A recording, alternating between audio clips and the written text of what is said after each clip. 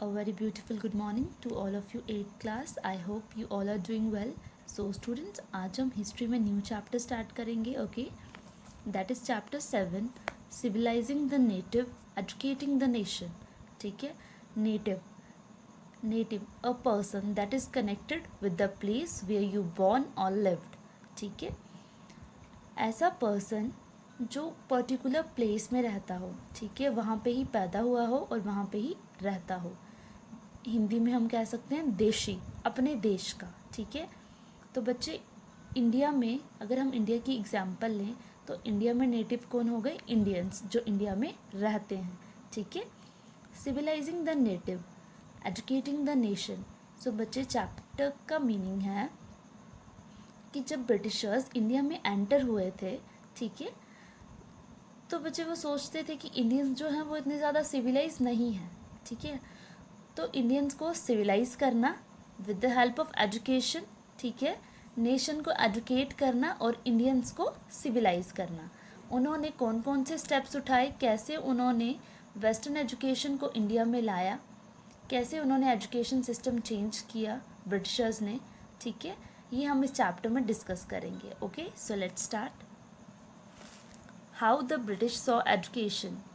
Let us look at what the British thought and did, and how some of the ideas of education that we now take for granted evolved in the last 200 years.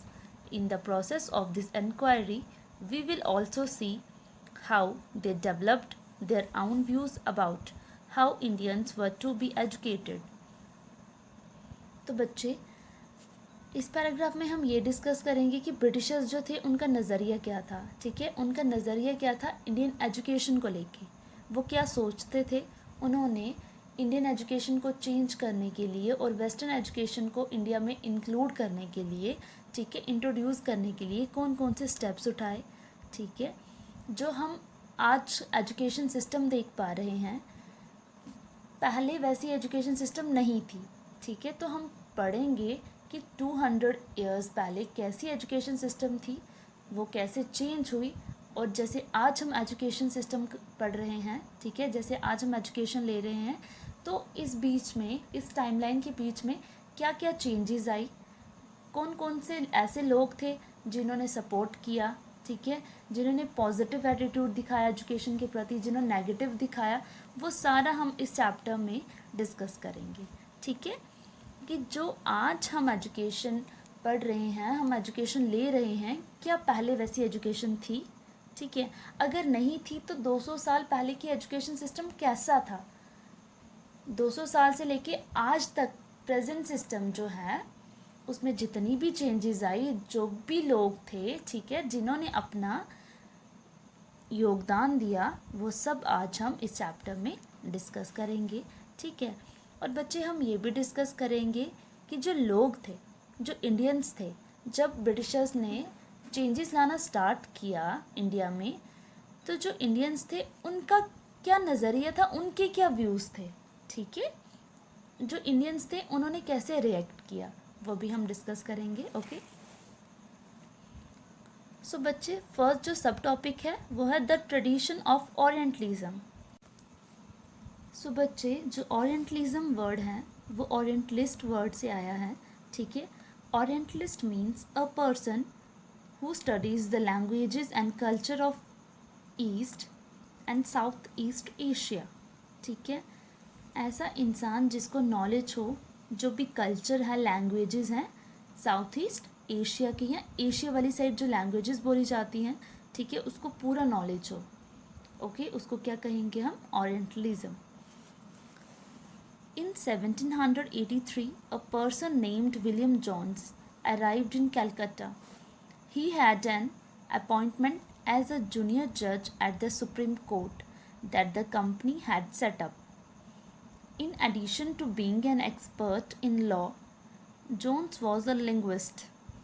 He had studied Greek and Latin at Oxford, knew French and English, had picked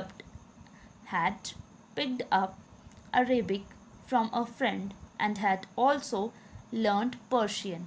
So बच्चे, हम पहले बात करेंगे William Jones की, जो एक britisher थे. ठीक है. 1783 में विलियम जोन्स कलकत्ता आए, ठीक है। He had an appointment as a junior जज एट द सुप्रीम कोर्ट। बच्चे वो जूनियर जज की हैसियत से सुप्रीम कोर्ट में अपॉइंट हुए, ठीक है। In addition to being an expert in law, तो बच्चे उनको कानून का बहुत ज़्यादा नॉलेज था, वो कानून में एक्सपर्ट थे। पर उसके साथ जो जोन्स थे वो एक लिंग्विस्ट थे। लिंग्विस्ट होता है बच्चे ऐसा पर्सन जिसको डिफरेंट लैंग्वेजेस आती हों, ठीक है, जिसको नॉलेज हो डिफरेंट लैंग्वेजेस का, ओके। उन्होंने ग्रीक एंड लैटिन पढ़ी थी फ्रॉम ऑक्सफोर्ड यूनिवर्सिटी, ओके। उनको फ्रेंच एंड इंग्लिश भी आती थी and had picked up Arabic from a friend, और उन्होंने अपने एक फ्रेंड से अरेबिक भी सीखी थी, okay. And had also learn Persian, और वो पर्शियन सीख रहे थे, ठीक है। किसकी बात कर रहे हैं हम? विलियम जोन्स की, जो 1783 में कलकत्ता आए, अपॉइंट हुए वो जूनियर जज, कहाँ पे? सुप्रीम कोर्ट में। तो बच्चे उनको कानून का बहुत ज़्यादा नॉलेज था, वो एक्सपर्ट थे, पर उसी के साथ वो एक लिंग्विस्ट भी थे जिनको बहुत सारी लैंग्वेजेस का नॉलेज था, okay.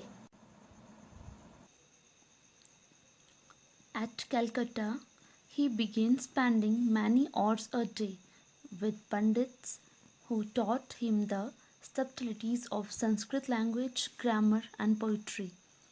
Soon he was studying ancient Indian texts on law, philosophy, religion, politics, morality, arithmetic, medicine, and the other sciences. So students, Calcutta में ही विलियम जोन्स ने, ठीक है, ज़्यादा से ज़्यादा टाइम स्पेंड करना स्टार्ट किया पंडित्स के साथ, ठीक है। पंडित्स के साथ उन्होंने बहुत ज़्यादा टाइम स्पेंड करना स्टार्ट किया, और उन्होंने पंडित से Sanskrit language, grammar and poetry सीखना स्टार्ट की। सो बच्चे, सबटलिटीज़ मीन्स बारीकियाँ, ठीक है। उन्होंने Sanskrit language, grammar and poetry को बहुत अच्छे से सीखना स्टार्ट किया, बहुत बारीकियों से सीखना स्टार्ट किया। किससे? पंडित से। सो बच्चे, उसके बाद उन्होंने इंडियन टेक्स्ट को पढ़ना भी स्टार्ट किया, जिसमें क्या क्या इंक्लूड होता है? लॉ, कानून, फिलॉसफी, रिलीजन, पॉलिटिक्स, मेडिसिन, और जो भी साइंसेस थी उनको भी उन्होंने पढ़ना स्टार्ट किया, okay. Jones discovered that his interests were shared by many British officials living in Calcutta at the time. Englishmen like Henry Thomas Colebrook and Nathaniel Hallett were also busy in discovering the ancient Indian heritage, mastering Indian languages, and translating Sanskrit and Persian works into English. So students, Jones ने ये भी देखा कि जैसे उनको interest है different languages पढ़ने में, वैसे ही कुछ और ब्रिटिश ऑफिशियल्स भी हैं कलकत्ता में जिनको भी इंटरेस्ट है बहुत सारी लैंग्वेजेस को स्टडी करने का, जिनमें से कौन कौन थे? कॉलब्रुक, ठीक है, Henry Thomas Colebrooke and Nathaniel Halhed. ये दो जो थे ये भी इंग्लिशमैन थे, ब्रिटेन से आए थे, इनको भी बहुत ज़्यादा इंटरेस्ट था डिफरेंट लैंग्वेजेस सीखने में। सो बच्चे, ये जो दो इंग्लिशमैन थे, ठीक है, ये भी डिस्कवर कर रहे थे क्या? एंशंट इंडियन हेरिटेज, और ये मास्टर कर रहे थे किस पे? लैंग्वेजेस पे, और ट्रांसलेट कर रहे थे ये संस्कृत और पर्शियन जो भी बुक्स थी, जो भी काम था, ठीक है, संस्कृत एंड पर्शियन लैंग्वेजेस में, उनको ट्रांसलेट कर रहे थे किस में? इंग्लिश में। Together with them, Jones set up the Asiatic Society of Bengal and started a journal called Asiatic Researches. So students, उन दोनों के साथ मिलके जोन्स जो थे, कौन जोन्स? विलियम जोन्स, ठीक है, उन्होंने क्या सेटअप किया? Asiatic Society of Bengal. Bengal में एक एशियाटिक सोसाइटी सेटअप की, और वहाँ पे एक जर्नल निकाला जिसका नाम क्या था? Asiatic researches. सो बच्चे, विलियम जोन्स कौन थे? वो 1783 में कलकत्ता आए थे, अपॉइंट हुए थे जूनियर जज एट द सुप्रीम कोर्ट। उसके बाद उन्होंने बहुत सारी इंडियन लैंग्वेजेस सीखना स्टार्ट की, ठीक है। तो उनको दो और इंग्लिशमैन दिखे, कौन कौन से? Henry Thomas Colebrooke and Nathaniel Halhed. इन दोनों को भी बहुत ज़्यादा इंटरेस्ट था, ठीक है। इन्होंने भी मास्टर किया था बहुत सारी इंडियन लैंग्वेजेस पे, और वो ट्रांसलेट भी कर रहे थे संस्कृत और पर्शियन वर्क्स को इंग्लिश में। सो बच्चे, इन दोनों इंग्लिशमैन के साथ मिलके जोन्स ने Asiatic Society of Bengal setup किया, और वहाँ पे स्टार्ट किया जर्नल जिसका क्या नाम था, Asiatic researches. So students that's all for today's lecture. ठीक है, तो बच्चे अगर आपको लेक्चर 1 में कोई भी डाउट होता है तो आप अपने डाउट सेशन में अपने डाउट क्लियर कर सकते हो। Okay, thank you and have a nice day.